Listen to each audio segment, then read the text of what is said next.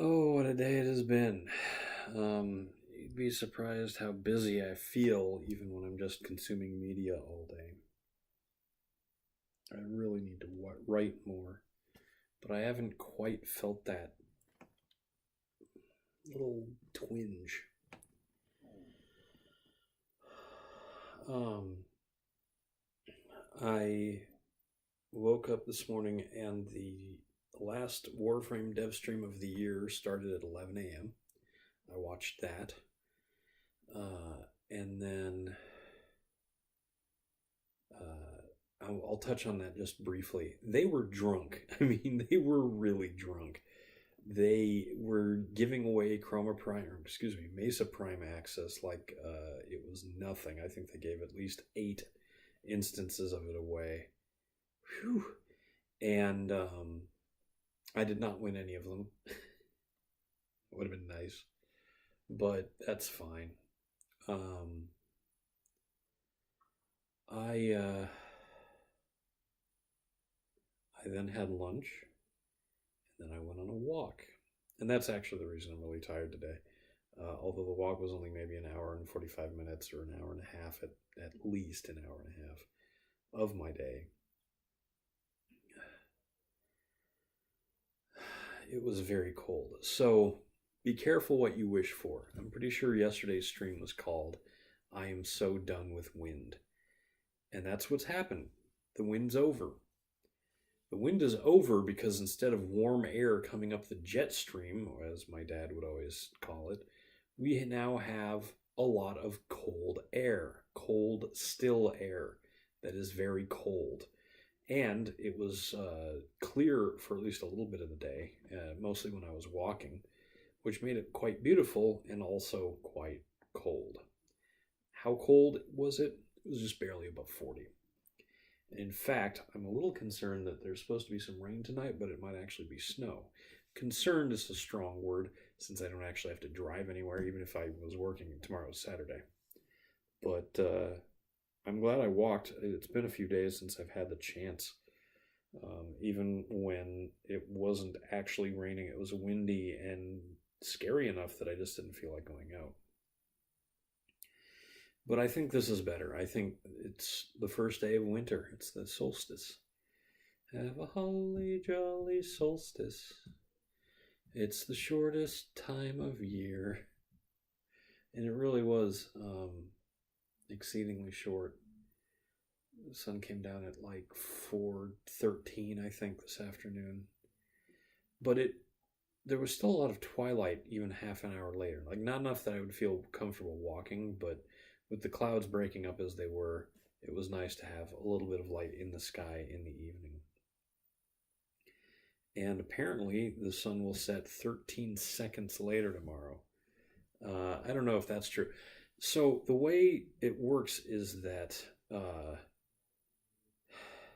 the closer you are to a solstice, the less the change per day ends up being.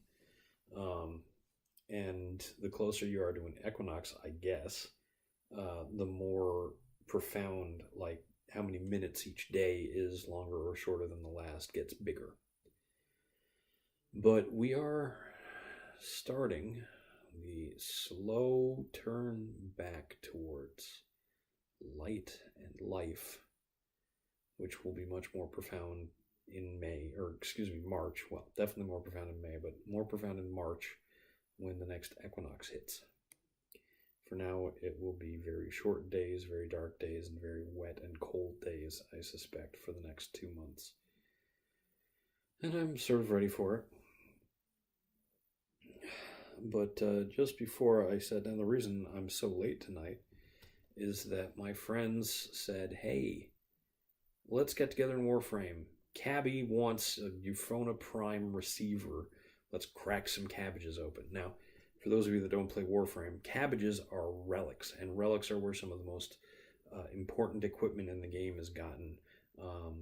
You have to do special missions where you collect reactant, void reactant, which causes the so-called cabbages to open and reveal their treasures inside. And once you get enough pieces of these treasures, you can build Prime gear, which is much more powerful than, well, not much more, a bit more powerful than normal gear. It's actually much more powerful when it's a weapon and slightly more powerful when it's an actual warframe, which seems odd, but the Prime system wasn't originally intended to be a gear upgrade.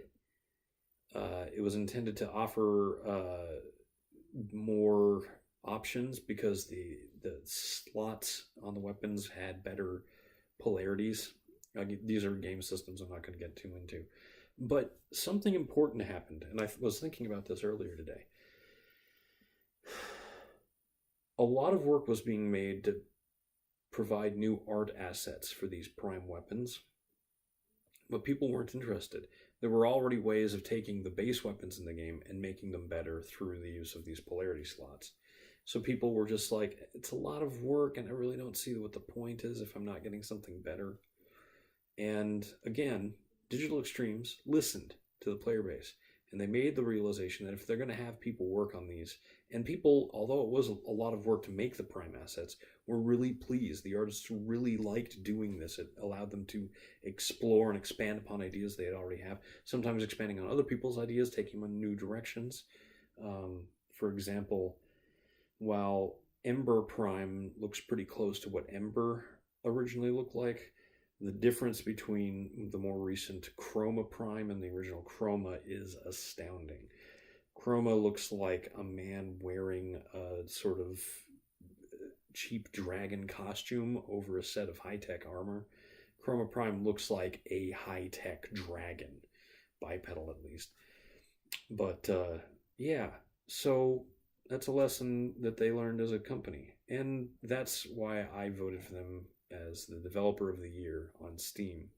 It's a small thing, but I really do think that of all the people on the list, Digital Extremes has the benefit of only really making one game, but also being one of the most engaged with their player base that I have ever seen.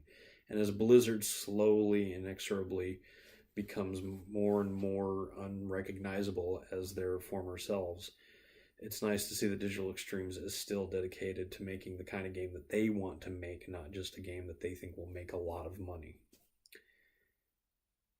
Anyway, I'm Eric Spornitz, and tomorrow will be better.